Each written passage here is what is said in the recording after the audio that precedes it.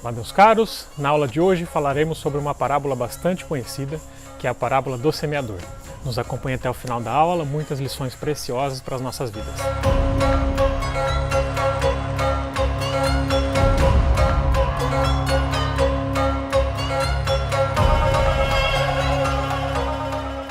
Muito bem, meus caros, bem-vindos a mais uma das nossas aulas. Hoje, como eu comentei no começo, falaremos sobre a parábola do semeador.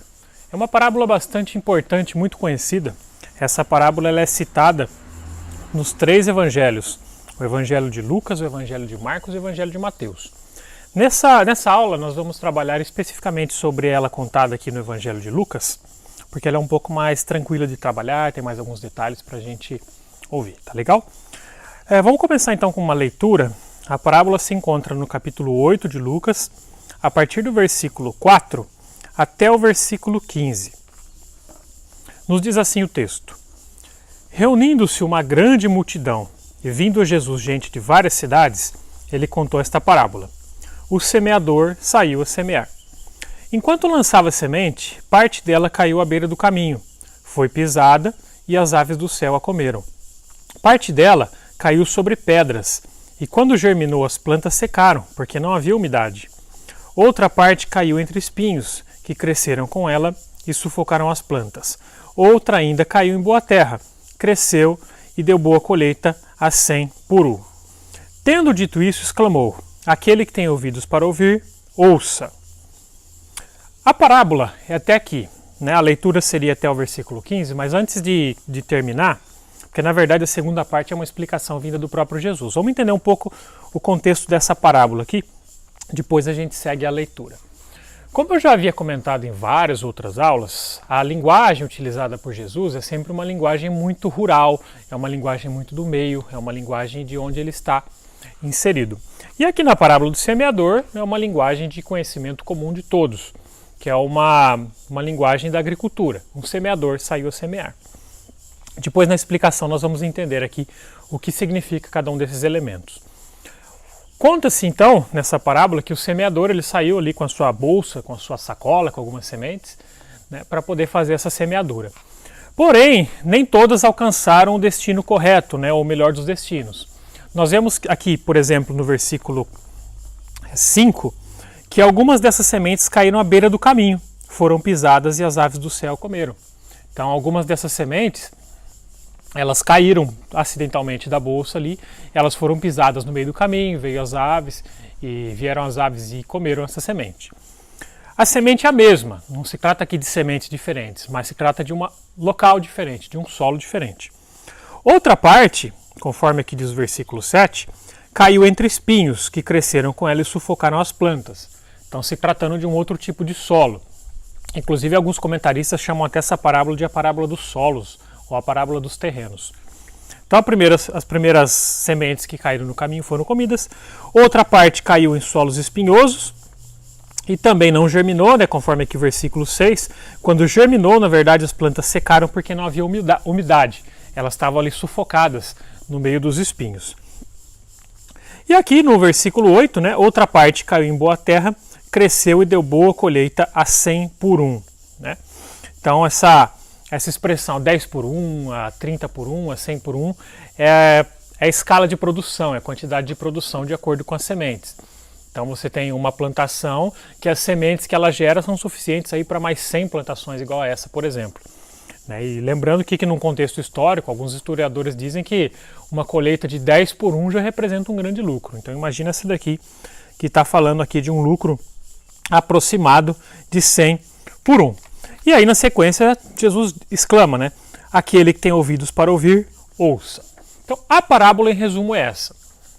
Porém, algum ponto bem interessante dessa parábola é que a maioria das parábolas eram contadas, né, o seu entendimento era tranquilo, muita gente não perguntava. Mas essa, por exemplo, ela mereceu uma explicação especial vinda do próprio Jesus. Então, aqui no versículo 9, por exemplo, nós lemos o seguinte: Seus discípulos perguntaram-lhe o que significava aquela parábola. Ele disse: A vocês foi dado o conhecimento dos mistérios do reino de Deus, mas aos outros fala por parábolas, para que, vendo não vejam e ouvindo não entendam, né? Que é um texto que a gente já citou em outras parábolas aqui de Isaías 6:9, a forma como as parábolas eram contadas. E aí vem a parte interessante, Jesus nos explicando o significado dessa parábola, e agora sim nós vamos ler a segunda parte, né, desse texto, a partir do verso 11 até o versículo 15, e aí depois eu faço as devidas explicações. Esse é o significado da parábola. A semente é a palavra de Deus. As que caíram à beira do caminho são os que ouvem, e então vem o diabo e tira a palavra do seu coração para que não creiam e não sejam salvos.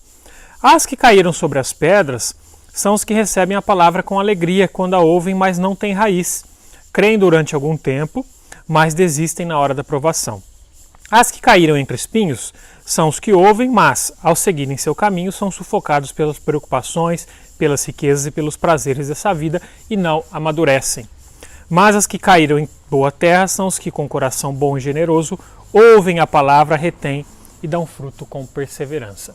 Olha só que fantástico. Aqui então, Jesus deixando claro que a semente, aqui no versículo 11, é a própria palavra de Deus. E que, na verdade, esses solos aí são diferentes tipos de pessoas, ou diferentes tipos de comportamento que essas pessoas ouvem. Então, a semente sendo a palavra de Deus, ela é lançada aqui, e aí, a primeira ilustração, né, versículo 12. As que caem à beira do caminho. Quem são essas pessoas? São os que ouvem, então vem o diabo e tira a palavra do seu coração para que creiam e não sejam salvos. São aquelas pessoas que ouvem a palavra de Deus, mas por alguma razão essa palavra não tem nem tempo de criar raiz, aí vem o diabo. Muitas vezes aqui o diabo ele é usado como uma expressão que pode significar muitas vezes os adversários, os inimigos de Deus, que vêm e tiram essa palavra. É claro que o diabo, digamos assim, é o principal interessado que essa semente não brote, porque como diz aqui o próprio texto, né, para que não creiam e não sejam salvos. Nós sabemos que a salvação ela vem através do ouvir e do ouvir a palavra de Deus. Mas não é simplesmente ouvir. Eu ouvi a palavra de Deus, eu estou salvo. Não, eu tenho que crer e eu tenho que obedecer. Então a palavra de Deus ela é pregada e muita gente ouve de fato a palavra de Deus. Talvez aqui na época de Jesus, a palavra da salvação era uma grande novidade. Hoje talvez não seja no sentido de que eu nunca ouvi falar de Jesus. Talvez a novidade hoje seja que a palavra de Jesus, embora seja conhecida em boa parte, pelo menos aqui nos países da América, mas ela muitas vezes não é obedecida, ela não é entendida de fato. Então muita gente nos dias de hoje está como essas sementes aqui. Eu ouvi falar de Jesus, é um cara legal que fazia milagres aí e acabou o assunto. Mas na verdade não é só isso, né? Há todo um entendimento da palavra de Deus, há toda uma obediência. Então o que acontece muitas vezes é isso. Então as pessoas que ouvem essa palavra de qualquer maneira, acontece isso. As que caíram à beira do caminho são os que ouvem, então vem o diabo e tira a palavra do seu coração para que não creia e não seja salvo. Partindo para o segundo grupo, então, as que caíram sobre as pedras são os que recebem a palavra com alegria quando a ouvem, mas não têm raiz. Creem durante algum tempo, mas desistem na hora da provação. Isso é algo complicadíssimo, né? Muita gente ouve a palavra de Deus, aceita de bom grado, mas pelo fato de não criar raízes, o que significa raízes? Buscar profundamente o conhecimento de Deus, participar das atividades em comunidade. E muitas vezes as pessoas escutam a palavra de Deus, simplesmente, gostei, achei muito legal, tá ali com aquela empolgação que a gente chama de recém-convertido, né? Mas pelo fato de não buscar conhecimento, de não buscar raiz, de não buscar intimidade com Deus, as pessoas acabam perdendo, né, ou não tendo essas raízes. Aí vem as preocupações da vida e, como diz aqui no texto, né, creem durante algum tempo, mas desistem na hora da provação. Para quem passou por provações recentes, a gente sabe como é complicado. Quando você passa por uma situação muito complicada na sua vida, é aí que você vai perceber se a palavra de Deus que está no seu coração, ela está enraizada ou não. Eu não quero dizer aqui, tá, que as pessoas que têm Cristo no coração de forma sincera, elas não vão passar provações e elas não vão passar momentos de dificuldades. Muito pelo contrário. Nós entendemos que passaremos momentos de dificuldade, mas o fato é que, mesmo em meio a essas dificuldades, as raízes da palavra do nosso coração não deixam que a gente desmoreça totalmente. Vamos passar por altos e baixos, mas as raízes da palavra de Deus são aquelas que trazem a estabilidade emocional que nós precisamos para a vida. E muitas vezes, quando nos falta, nós temos amigos, nós temos pessoas que nos ajudam a recuperar de volta essa estabilidade. Mais uma vez, eu não quero dizer que aquele que tem raízes não vai passar por dificuldade ou nunca vai passar por um momento de achar que deve desistir, mas o fato é que as raízes da palavra de Deus são ferramentas muito fortes para que nós não desistamos. Porém, por outro lado, né, infelizmente aqueles que ouvem a palavra de qualquer jeito, ou simplesmente aceitam de bom coração, mas não buscam as raízes, são pessoas muito mais propensas a qualquer dificuldade, muda de ideia, sai da igreja, desiste, já vira ateu outra vez. Então, não é assim que funciona. A gente entende que a nossa vida é uma vida complicada, é uma vida cheia de dificuldades, e principalmente quando nós entendemos a palavra de Deus da forma correta, porque existe a palavra de Deus sendo pregada de maneira errada por aí, essa terrível, maldita teologia da prosperidade, que fala que você não vai sofrer, você não vai ter dificuldades, isso mais atrapalha do que ajuda muitas vezes. Então o evangelho saudável é aquele que pede para que você busque raízes, porque as dificuldades vêm, mas quando você está enraizado, essas dificuldades elas são menores do que elas aparentam, né? E essas raízes nos ajudam a enfrentar. Como eu contei em parábolas anteriores, por exemplo, a parábola do insensato que construiu a sua casa sobre a rocha, o insensato construiu sua casa sobre a areia, e veio a primeira tempestade e levou essa casa embora. Então, criar raízes ao mesmo tempo é construir raízes sólidas e é criar as bases da sua fundação sobre a rocha sólida. Então, esse é o segundo grupo. Versículo 14, né, ou mais um grupo. As que caíram entre espinhos são os que ouvem, mas ao seguirem seu caminho são sufocados pelas preocupações, pelas riquezas, pelos prazeres dessa vida e não amadurecem. Esse é um grupo que foi um pouquinho além. Até chegou a criar raízes, mas a sedução dessa vida, a sedução das coisas que acontecem, acabaram sufocando, né, acabaram levando essas pessoas. Né? Por exemplo, pelas riquezas. É muito comum as pessoas... e eu não sou contra, né, que você busque, de certa forma, a prosperidade saudável. Né? Você trabalhe, você poupe, né, você sabe investir o seu dinheiro. Mas a partir do momento, por exemplo, que a riqueza se torna o centro da sua vida, isso vai te sufocar. Isso vai se tornar algo incessante, algo que não tem fim. Né? Por exemplo, eu não tenho tempo de agradecer pelas coisas que eu tenho, eu estou sempre buscando algo mais. Então isso não tem fim de fato. Por exemplo, eu tenho uma bicicleta. Mas a minha bicicleta podia ser melhor. Aí você vai comprar uma bicicleta melhor. Pô, mas essa bicicleta está com defeito, eu quero uma moto. Uma moto, é muito fraca, eu preciso de um carro. Aí você vai e compra um carro. Pô, mas esse carro está com isso, eu quero um BMW. Você vai e compra um BMW. Ou seja, não há um fim nesse ciclo de querer. Então nós temos que aprender de fato a ser gratos pelas coisas que possuímos. E ao mesmo tempo, eu não estou falando aqui de um comodismo, né? Eu tô bem com o que eu tenho, não preciso de mais nada. Tranquilo, você pode almejar coisas boas desde que isso não seja o centro da sua vida, desde que seja uma busca saudável. Outro exemplo que ele dá aqui nessas que caem entre os caminhos são as preocupações, né, pelas riquezas e pelos prazeres dessa vida. A pessoa está tão preocupada em curtir a vida a todo momento, que na verdade se esquece do essencial, se esquece de fazer o bem ao próximo, se esquece das boas ações que nós também devemos fazer. Né? Mais uma vez, nós sabemos que essa vida ela não é o destino final.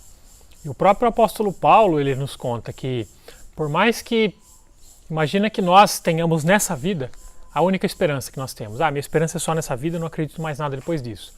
O próprio Paulo diz que, então, nesse caso, nós somos as mais miseráveis de todas as criaturas. Continuando aqui o texto, né, finalmente aqui no versículo 15, as que caíram em boa terra são os que, com o coração bom e generoso, ouvem a palavra, a retêm e dão fruto com perseverança. Então, mais uma vez, né, tratando aqui dessa semente, aqueles que ouvem, aqueles que têm raízes em seu coração, aqueles que buscam a palavra de Deus e praticam, são aqueles que darão frutos ali na frente. Né? Eu não estou falando aqui que o reino de Deus ele tem que ser medido por produtividade. Né? Eu não estou aqui exigindo que todo mundo que é convertido tem que pregar e converter 200 pessoas. Não é assim que funciona. Mas, na verdade, muitos frutos eles acabam nem sendo conhecidos. Né? Eu não tenho noção da quantidade de pessoas que é alcançada pela minha vida, né? E talvez você que esteja ouvindo aí também não tenha noção da quantidade de pessoas que é alcançada só pela forma que você age. Então não se preocupe com produtividade da mesma forma que as empresas se preocupam, por exemplo. Se preocupe em ser um cristão autêntico, em viver os fundamentos da palavra de Deus, em propagar esses fundamentos também. Então essa que é a grande lição da parábola do semeador. É claro, muitas outras lições poderiam ser extraídas, né? Essa aqui é uma escola bíblica bastante simplificada, só para a gente ter boas noções. Recomendo você a leitura dos outros textos também, lembrando que essa parábola ela é repetida no Evangelho de Mateus, capítulo 13, de 1 a 23, também no Evangelho de Marcos, versículo 4, de 1 a 20, com um outro detalhe diferente, mas esse de Lucas ele é bem abrangente. Tá? Espero que tenha sido abençoador para a vida dos irmãos, e antes de encerrar eu gostaria de orar para que nós encerrássemos a nossa aula. Amado e bondoso Deus, obrigado, Senhor, pelo privilégio, pela oportunidade de ministrar essa aula. Pedimos que o Senhor abençoe ricamente a vida dos alunos, a vida daqueles que estão ouvindo essa mensagem, seja onde for, em que época for, seja agora, seja em outro ano, mas sabemos que essa mensagem ela tem alcançado algumas pessoas pela graça e misericórdia do Teu Evangelho, Pai. Abençoe, Pai, que possamos ser assim como essas sementes que caem em terra boa, que possamos dar fruto, que possamos propagar o Teu amor e que possamos cada vez mais alcançar mais e mais pessoas, Pai. Obrigado por tudo, é no nome de Jesus que nós oramos agradecidos. Amém. Que Deus abençoe ricamente. Se você gostou, não deixe de dar o seu joinha, compartilhar esse vídeo com aqueles que necessitam e desejo a todos uma excelente semana.